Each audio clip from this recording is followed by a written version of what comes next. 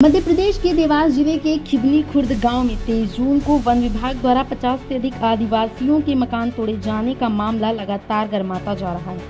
रविवार को इस घटना के विरोध में जय आदिवासी युवा शक्ति के राष्ट्रीय अध्यक्ष एवं विधायक हीरालाल के अलावा युवा कांग्रेस के राष्ट्रीय अध्यक्ष विधायक विक्रांत भूया और विधायक मंटू ने मौके पर पहुंचकर पीड़ित परिवारों से मुलाकात की। खातेगांव डाक बंगला मैदान में आयोजित सभा में तीनों विधायकों ने प्रत्येक पीड़ित परिवार को 10,000 रुपए की सहायता राशि देने की घोषणा की। इसके साथ ही सभा में मौजूद आदिवासी समुदाय के लोगों से उन्होंने प्रत्येक व्यक्ति से 100 रुपए सहयोग के रूप में देने का आग्रह किया ताकि सामूहिक रूप से संघर्ष को आगे बढ़ाया जा सके।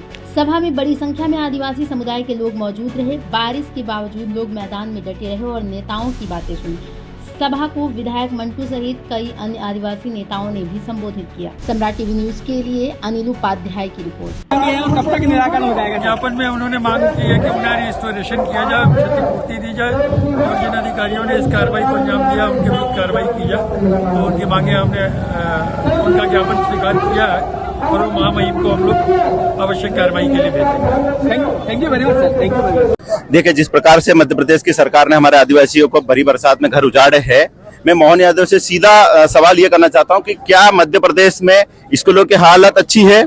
टीचरों की कमी नहीं है, दवाखाने में डॉक्टरों की कमी है, टीचरों की कमी है और हमारी बहनों और क्या बोलते हैं माताओं पे जिस प्रकार से बलात्कार के केस होते जा रहे हैं, मोहन यादव को वो नहीं दिखता है, उस पर इतनी जल्दी एक्शन नहीं लेता है। अगर मोहन यादव इसमें सक्षम है तो मोहन यादव जी को बाबा महाकाल की नगरी में रहते हैं, महाकाल की नगरी में जाए, महाकाल मंदिर में जाए और प्रायश्चित करे कि हमने आदिवासियों को बरसात में मकान तोड़े हैं तो प्रायश्चित करेंगे। बाबा महाकाल उनको माफ कर सकता है, लेकिन आदिवासी समाज उनको कभी माफ नहीं करेगा। आने वाले 2028 में उनको बता देंगे कि आदिवासी क्या है। थैंक यू भैया। थैंक यू वेरी मच भैया। मंत्रालय माननीय मुख्यमंत्री जी के पास है और उनके वन मंत्री, उनके मुख्यमंत्री रहते हुए जिस प्रकार जो संवेदनहीनता खातेगांव के खिवनी में रहने वाले हमारे गरीब आदिवासियों पर बरती गई है, भारी बरसात में जिस प्रकार उनके घरों को तोड़ा गया है, उनको अंदर से आटा दाल तक निकालने का मौका नहीं दिया गया है।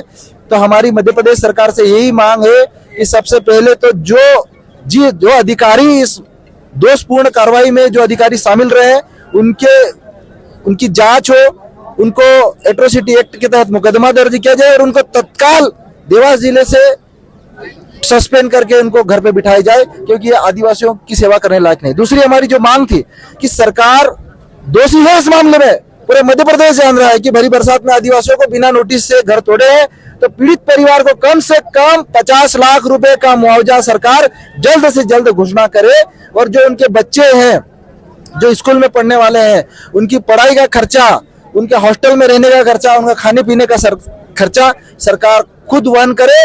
और आखिरी हमारी जो मांग है कि जो वन अभयारण्य के नाम पर, खिवनी वन अभयारण्य के नाम पर जिन आदिवासियों को उजाड़ने की सरकार की जो मनसा है, उनको अवैध अतिक्रमणकारी घोषित करने की जो मांग है, ये जो मध्य प्रदेश में इसके लिए पीसीसी है मनोज अग्रवाल और असीम श्रीवास्तव इसके लिए दोषी है। माननीय मुख्यमंत्री जी से मांग है कि ये 2 अधिकारी आदिवासियों के विरोध में मध्य प्रदेश के खिलाफ काम कर रहे हैं और आदिवासियों को जंगलों से बेदखली करने काम कर रहे हैं, इनको तुरंत हटाया जाए और प्रदेश के आदिवासियों को न्याय किया जाए। ये हमारी मुख्य रूप से मांगे हैं। थैंक यू भैया। Thank you very much. क्या कहेंगे आप? देखिए, हर व्यक्ति को अपने समाज के लिए लड़ने का अधिकार है और राजनीति का मतलब ये होता है कि आप लोगों के लिए लड़ाई लड़ो। तो जो व्यक्ति अगर मान लो कि लोग को लड़ने से मना कर रहे हैं तो कहीं ना कहीं वो राजनीति खुद कर रहे हैं और ये सीधी सी बात है कि हम सब लोगों को एकजुट होना पड़ेगा, क्योंकि भाजपा यही चाहती है कि आपस में लड़े। क्योंकि देखिए, मध्य प्रदेश में किसकी सरकार है? भाजपा की। दिल्ली में किसकी सरकार है? भाजपा की। यहाँ पर विधायक किसका है? भाजपा का है। यहाँ पर सांसद किसका है? भाजपा का है। जब सब भाजपा का है तो फिर घर कैसे टूट गए? तो अगर भाजपा के खिलाफ नहीं बोलेंगे तो किसके खिलाफ बोलेंगे? और जब वन मंत्रालय, जो वन विभाग है, वो खुद मुख्यमंत्री के पास है, तो मुख्यमंत्री इसके लिए जवाब देगा कि नहीं देगा? उनको यहाँ आना चाहिए था कि नहीं आना चाहिए था? विजय शाह जी को भेजने से क्या होगा? उनको खुद आना चाहिए था। यहाँ पर सांसद कौन है? शिवराज सिंह चौहान जी है, उनको खुद आना चाहिए था। आज अगर वो नहीं आ रहे हैं तो कहीं ना कहीं आदिवासियों के शोषण का वो समर्थन कर रहे हैं। और बारिश में अगर आदिवासियों का घर टूटता है तो मैं समझता हूं इससे ज्यादा दुर्भाग्यपूर्ण कुछ नहीं होता। और आपको अभ्यारण्य के लिए जगह चाहिए, आदिवासियों के लिए जगह नहीं चाहिए। अभ्यारण्य का नोटिफिकेशन किसने निकाला? केंद्र सरकार ने निकाला। तो अब शिवराज सिंह चौहान जी को केंद्र सरकार के पास जाकर इसको खारिज करवाना चाहिए। यहां पर जगह खाली करवाने का किसने आदेश दिया? मुख्यमंत्री जी ने दिया। उनको इस चीज को रोकना चाहिए और आगे ऐसा नहीं हो उस चीज को सुनिश्चित करना चाहिए। बात साफ है कि हम लोग पूरी ताकत से लड़ाई लड़ेंगे, चाहे किसी को पसंद आए या किसी को पसंद नहीं आए। हम आज यहां पर खड़े हैं और कांग्रेस के हर एक कार्यकर्ता पूरी ताकत से राहुल जी के साथ खड़ा है।